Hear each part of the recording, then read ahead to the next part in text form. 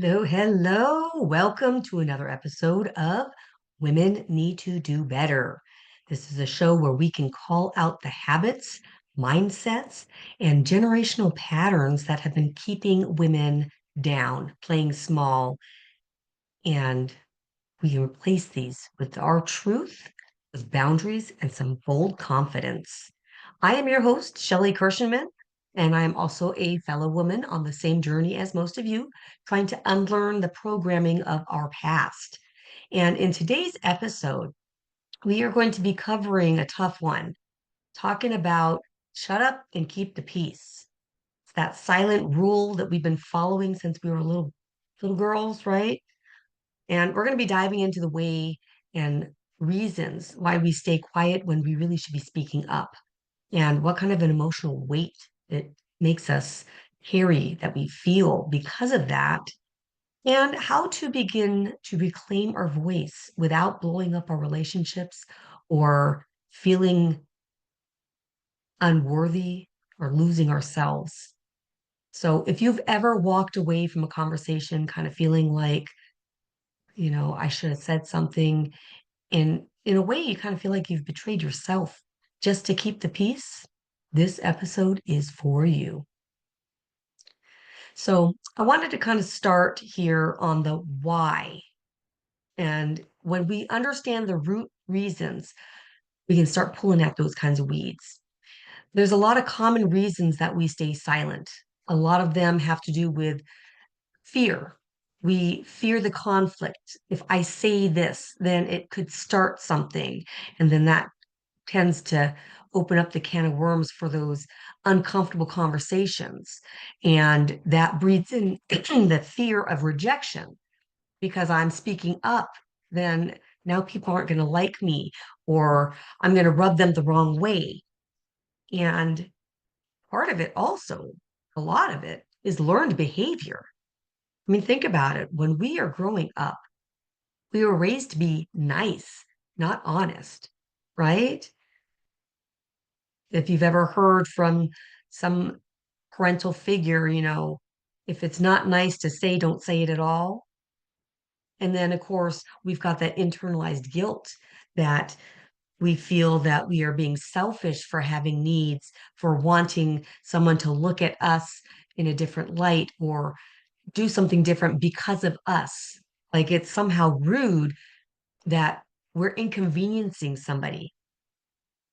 And there's a big piece of that where we are trying to silence ourselves just to keep the peace, just so that everyone else stays comfortable.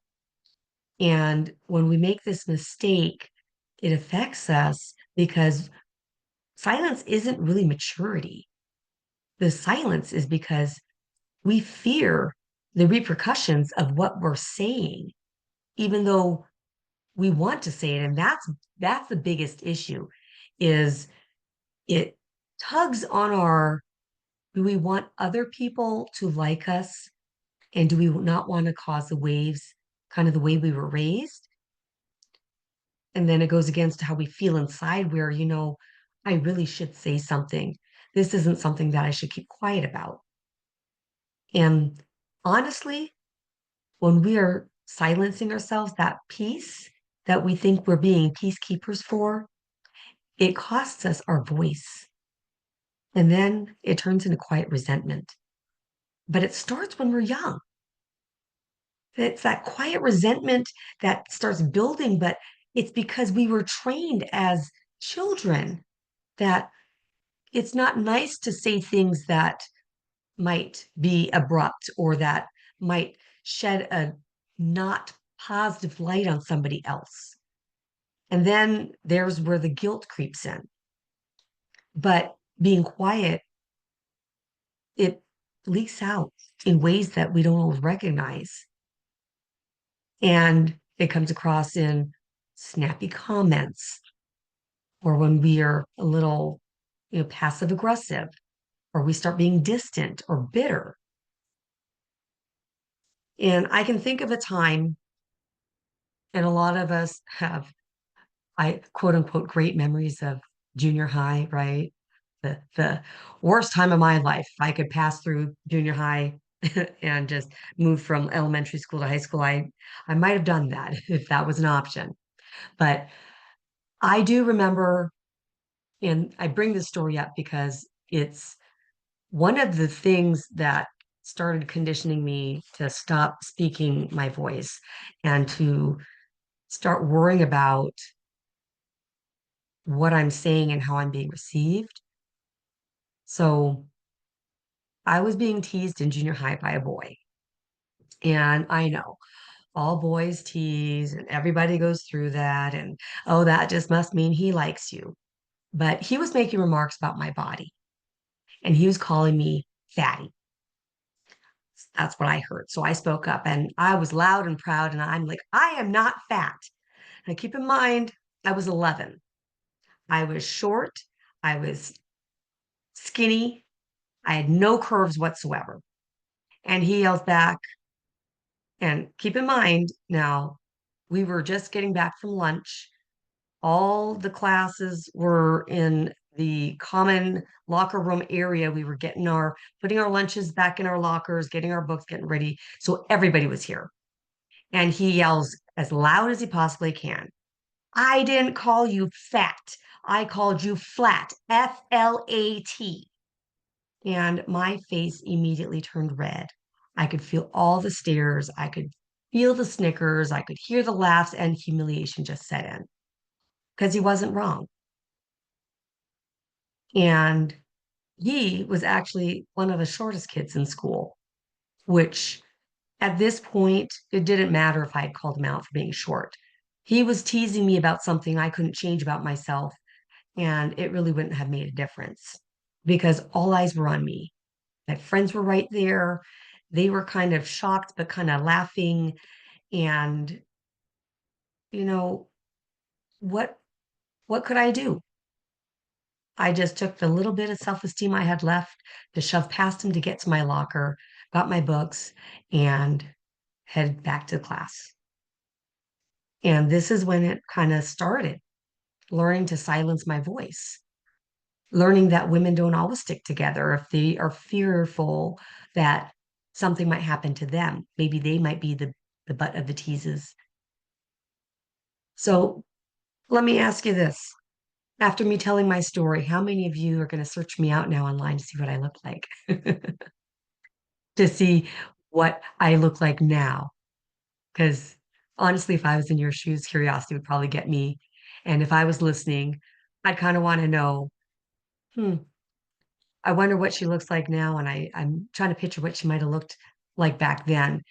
And the reason I would do that is just people are wired that way. I'm wired that way. It's a survival mode, right? It's checking to see who our allies are and who just lies. Because let's face it, on a podcast, I can say whatever I want. You don't know whether I'm being real or not. Hopefully, you can understand that I'm very real because I really want women to be able to stand up for themselves, regardless of the scenario, the situation, who's around, who's not around. Being able to have your voice and not worry about what other people are going to think is empowering. Being able to be who you are. And when people are going to criticize you, know how to handle those situations. A lot of times we use our silence in so many ways, but it all has the same purpose. It's to keep us safe, right? It helps us avoid uncomfortable conversations, to stay out of arguments, and essentially, we're doing it to keep the peace. And it's really the peace for others. And that peace becomes our own self abandonment. So let's kind of zoom out and think about it this way. So silencing ourselves doesn't always look like staying quiet, whether it's in an argument or in, social setting or anything like that. Like, for example, my friends that didn't say anything to help me. Sometimes it's with family where you're silencing yourself by just not speaking up for yourself when you're taking on too much. or somebody needs something done and they're like, oh, well, Shelly should do that, or Shelly can help you with that when you get voluntold to do things. Or when you're staying quiet in family situations when someone's crossing the line, when an uncle says that inappropriate comment, or that brother wants to bring up something that's totally humiliating, or at work when you're not asking for help, but you're taking on extra tasks. You don't push back or avoid those hard conversations. Silencing ourselves looks like in friendships when you let things slide because you want to be seen as being dramatic or being too sensitive when something really hurts your feelings. Or in romance and partnerships, you swallow your needs and you downplay what hurts. You tolerate things that you shouldn't and you pretend everything's fine because it's just not worth having that conversation that ends up where you're being gaslighted or just misunderstood. Or maybe it's in public when you stay quiet, when something uncomfortable happens. You don't speak up for a stranger. It also could be in public when, and I've had this happen to me, I'm standing in line and there's that guy that comes up behind me in line and I can almost feel his breath on my neck. So I step forward to kind of give myself some space from him. And I don't really want to offend, right? Because I don't know this person. He probably just isn't aware of personal space, but yet he steps closer when I step further away. So what are we really doing when we're silencing ourselves? Why do we care so much about other people's comfort that we risk our own? That silence that we have, that self-abandonment that we do, we are constantly biting our tongue to protect other people's comfort. It's not a good thing for anybody involved. I know a lot of it also has to do with we're very aware as women of our surroundings, potential judgments, especially the unsaid comments that are communicated through body language. But what happens to us when we continue to go down this road, when we stay quiet when we shouldn't? Well, I know what's happened with me and with a lot of people that I've worked with. What happens is we develop a quiet resentment. We start being sarcastic, passive aggressive in our responses. Or sometimes we just start withdrawing from life. The things that we used to enjoy doing, we just kind of avoid.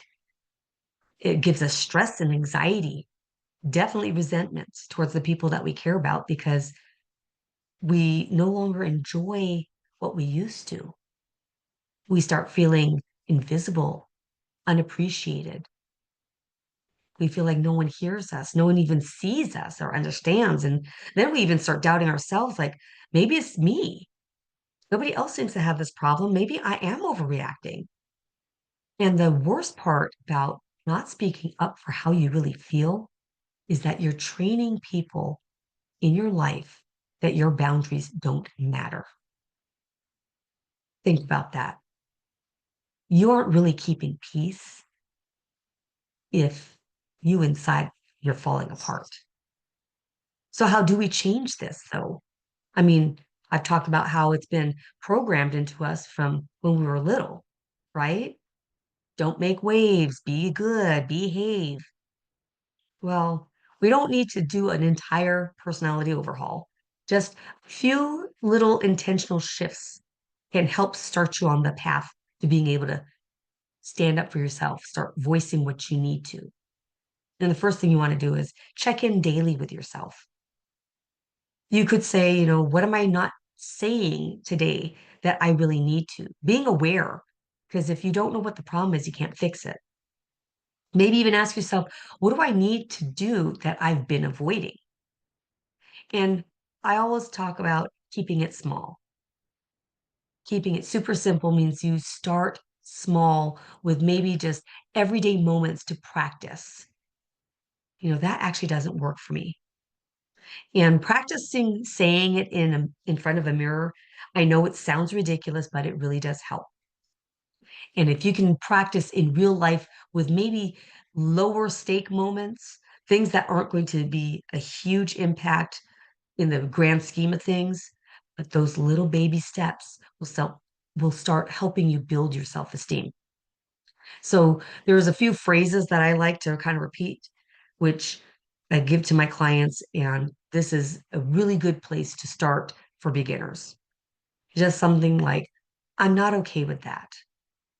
If someone makes a comment, I'm not okay with that, you know, or if you're being kind of pushed to overextend yourself. Couple things that you could say is either, let me think about that. So that way you're not immediately agreeing. Because I know for myself, when I'm in that pressure of that person asking me something right now and like they need an answer, I feel obligated to just say yes. And even if I don't want to. So taking that pause, saying, let me think about it. Like, can we revisit this later? Can I get back to you?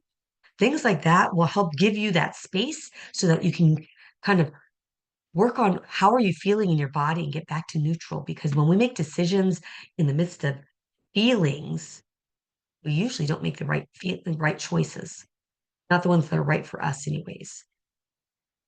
When we make decisions from a place of neutrality, when we're calm, when we don't have all these things flying around our heads, we generally are able to make the choices that are right for us. So practicing having emotional neutrality is super important. And that just sometimes means that you need to take a beat. Sometimes you need to take a time out. Sometimes you need to, hey, you know what?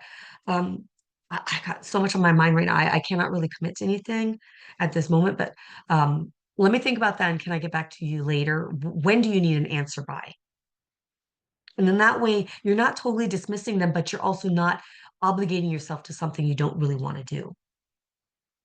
And the biggest thing I see is practicing or I should say, resisting the need to over explain, because that is a trigger from guilt where you feel like you need to justify why you're not doing something.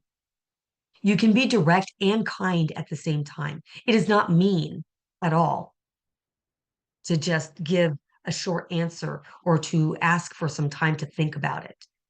So if you can script what you're going to say, rehearse these conversations in private, and you practice these, it becomes more natural when you're saying it, and you can say it calmer in real life when you are in that situation.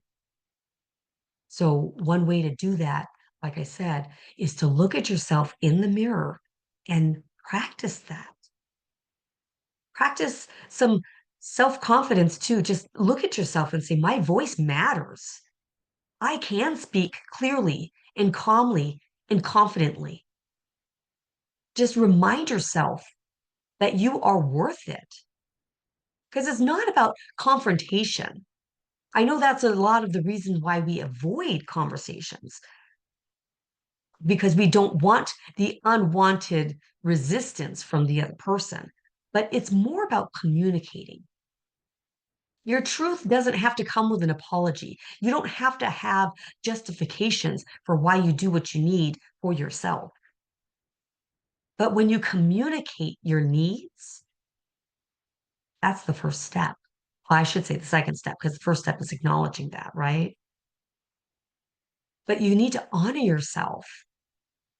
And the only way to start untraining these habits that we've had imprinted on us from childhood is to practice it, to recognize when we're doing it.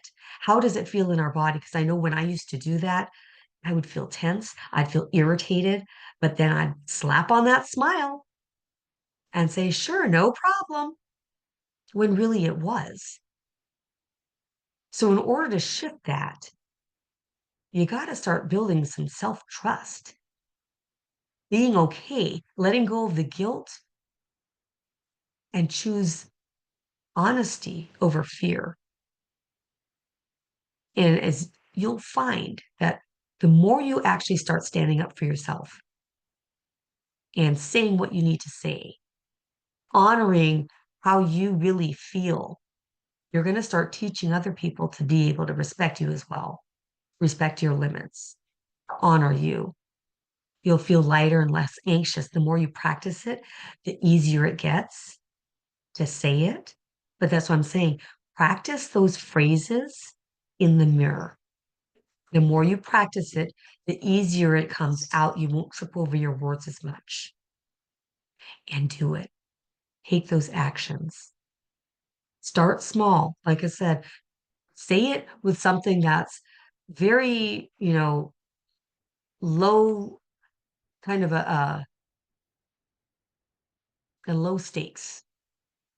So that way you get better, you get more comfortable, you get more confident. And the thing is, when you start speaking up, you never know who's watching your example. And you might be that model for some other woman that needs to see that this is something that she can do too. And you don't have to yell. All you have to do is be consistent. Speak your truth, validate yourself. You don't need anybody else's validation. You don't need to explain it to anybody. You just need to be true to your heart. And you'll find that as you start speaking up for yourself, then you're going to start feeling more confident. You're going to start being able to do it in other arenas. So I wanted to leave you with this. Ask yourself, where in your life are you silent?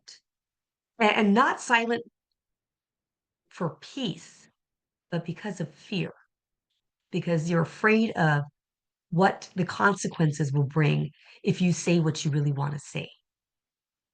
Do you worry about losing friendships? Do you worry about being isolated, being humiliated? Write them out and then turn that script around to say, if I did speak up, instead of all those fears that you have about maybe someone not wanting to be around you or someone insulting you or calling you out for what you're saying, flip the script and say, what if it works out? What if someone watching me sees that they can do it too? What is one small thing that you can do for yourself to not be silent, to not have fear, and to say what you need to say? Just start small. It could be shaky, it could be you're tripping over your words, but that's where we all started. I hope that this helps you. If this episode spoke to you, go ahead and grab my free boundaries starter guide in my stand store because in that it's got conversations scripts for you, things that you can practice saying, confidence tips, and all kinds of support to help you be able to speak up without guilt. So you'll find the link in my bio. And if this episode helped you, if you can resonate with what I'm saying, I would love it if you'd follow me, give me a like, and share with your friends.